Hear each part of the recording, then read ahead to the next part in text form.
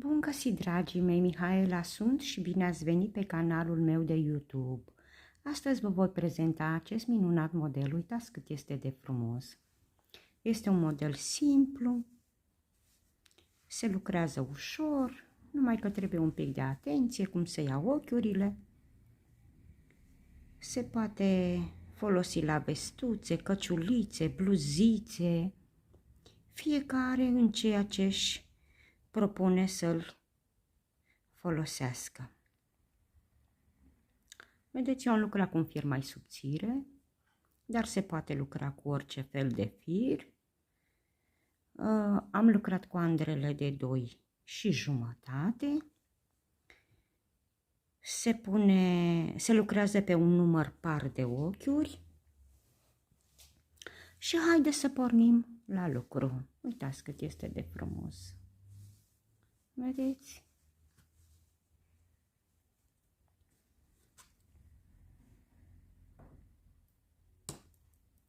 Andrelele, firul, facem ochiul de bază,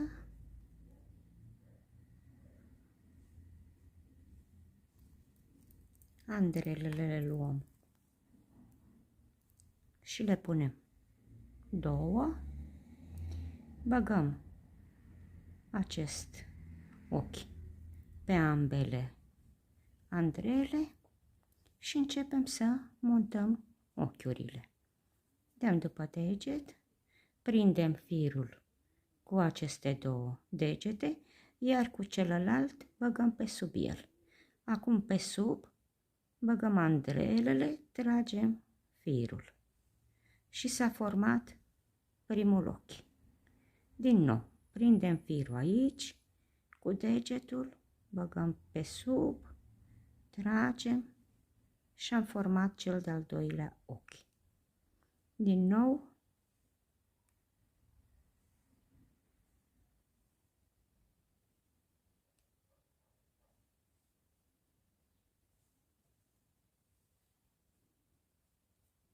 prindem firul cu cele 2, băgăm degetul mare pe sub, andrelele pe partea exterioară, tragem firul după degetul arătător și tragem ochiul. Și am montat 2, 4, 6. Vom monta 22 de ochiuri. 7, 8, 9, 10, 11, 12,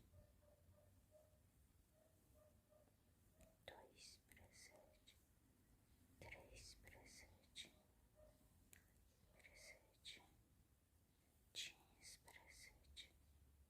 16, 17,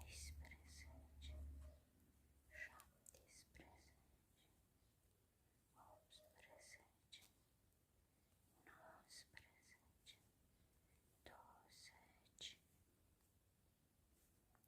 20, 22 de ochiuri. Acum le numărăm 2, 4, 6, 8, 10, 12, 14, 16, 18, 20, 22. Tragem o andrea și acum începem să lucrăm. Primul rând este primul de dos și vom lucra toate ochiurile pe dos.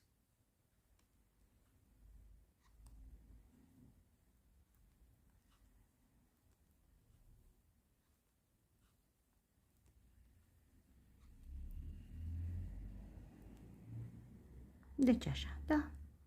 Deci toate ochiurile se vor lucra pe dos. Am ajuns și la ultimul ochi din acest rând, iar pe acesta îl facem pe față, pentru că este ochiul de margine și să avem marginea frumoasă. Acum începem rândul pe față. Primul ochi îl luăm nelucrat. Acum facem un jeteu, luăm două ochiuri împreună, băgăm prin ele și tragem firul, jeteu și încă o dată. Deci din două ochiuri am făcut 3. Din nou, jeteu, dăm după Andreea, luăm două ochiuri, le lucrăm împreună și formăm 3 ochiuri. Jeteu, din nou, dăm după Andreea, prindem două ochiuri, am tras o dată, jeteu, introduc Andreea și mai trag încă un ochi. Jeteu, o dată, de 2, de 3 ori. Și din nou, jeteu,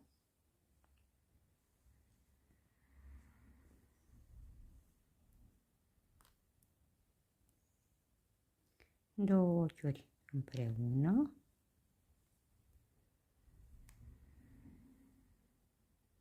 și s-a format 3.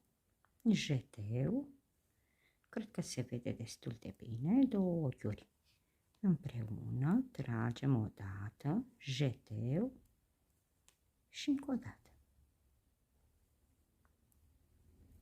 Jeteu, două ochiuri împreună, tragem, jeteu și încă o dată.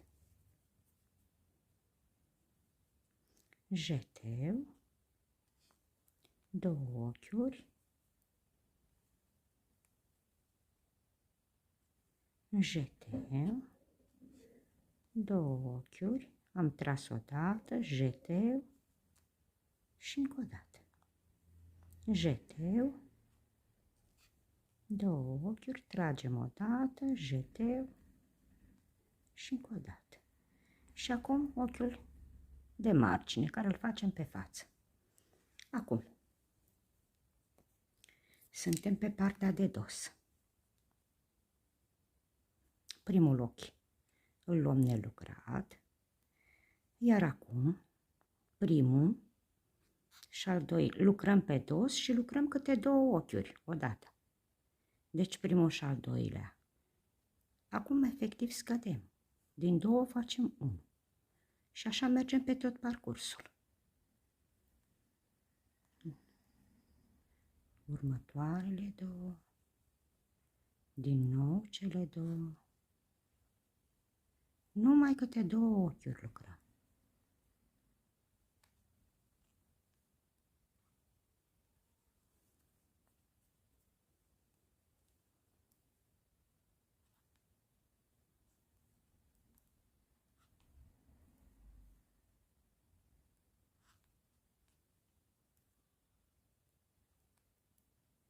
Vedeți?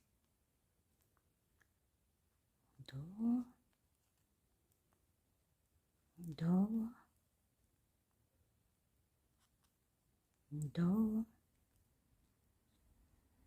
2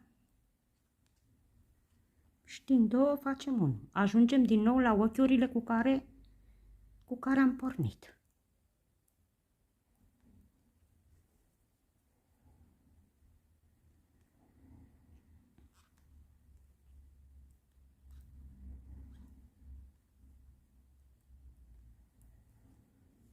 Și am terminat și rândul de dos. Acum, pe partea de față.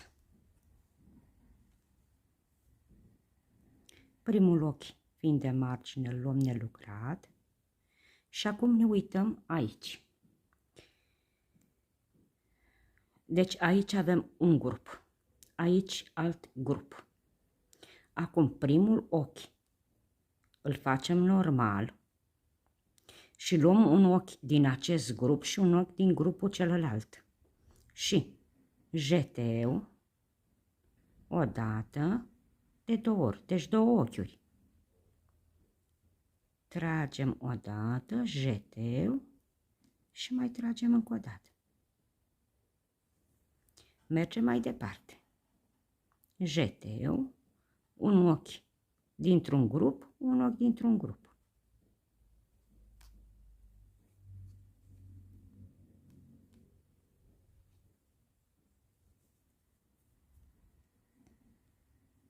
jeteu, un ochi dintr-un grup, unul dintr-un grup,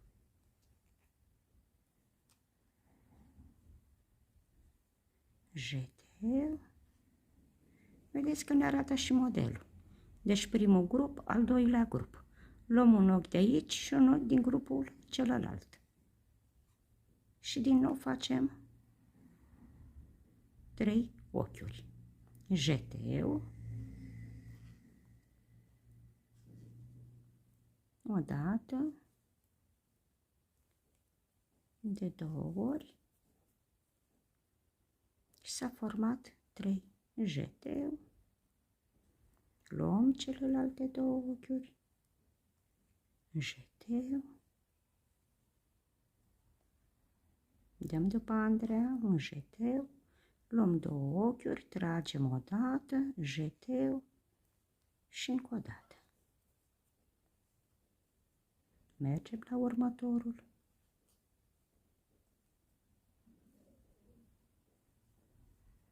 Jeteu,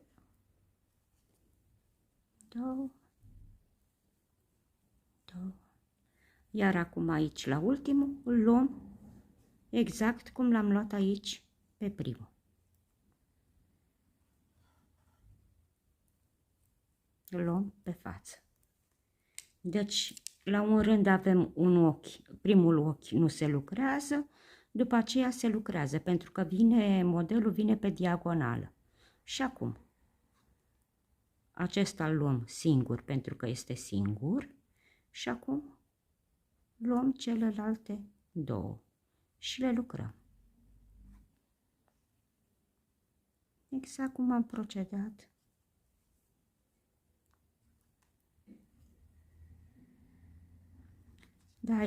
De aceea v-am spus și la începutul videoclipului, trebuie un pic de atenție la începutul rândului.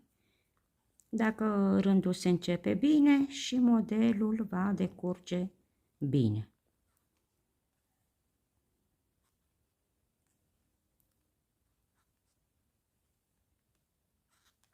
Și o să vă arăt imediat. Când o să începem din nou rândul pe față. Deci pe dos numai două ochiuri, numai în funcție de la primul rând, cu ochiul care ne-a rămas. Deci ultimile 2, vedeți, acum mai am un ochi și ochiul de margine. Iar acum este rândul pe care lucrăm și acel ochi. Primul ochi îl luăm nelucrat și acum ne uităm. Din nou avem grupul aici și trebuie să iau primul ochi și cu al doilea ochi. Și jeteu, primul ochi și al doilea. Și lucrez exact cum am lucrat. Că vedeți, modelul vine în diagonală. Și de aceea trebuie mare atenție aici când începem. Și acum modelul decurge normal.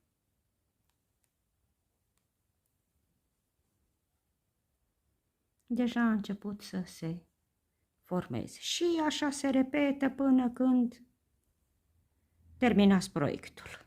Jeteu, luăm celelalte 2 ochiuri, o dată și încă o dată. Jeteu, un ochi dintr-un grup, un ochi din cel de-al doilea grup. Tragem o dată, jeteu, tragem încă o dată. Jeteu, 2 ochiuri. Tragem, jeteu, tragem încă o dată. Și uitați, acesta este tot modelul. Pe dos se ia din nou câte 2 ochiuri împreună și tot așa. Deci modelul este foarte ușor. Vedeți? Uitați cât este de frumos. Mie mi-a plăcut foarte mult.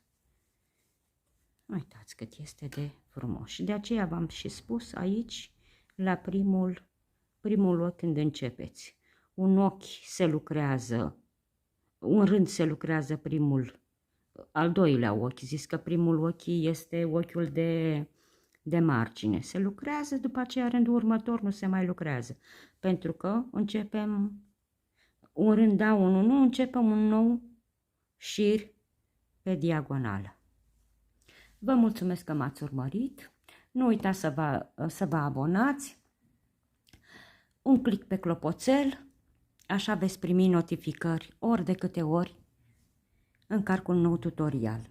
Dacă aveți ceva nelămuriri, puteți să-mi lăsați în comentarii. Vă pup și vă îmbrățișez cu mult, mult drag!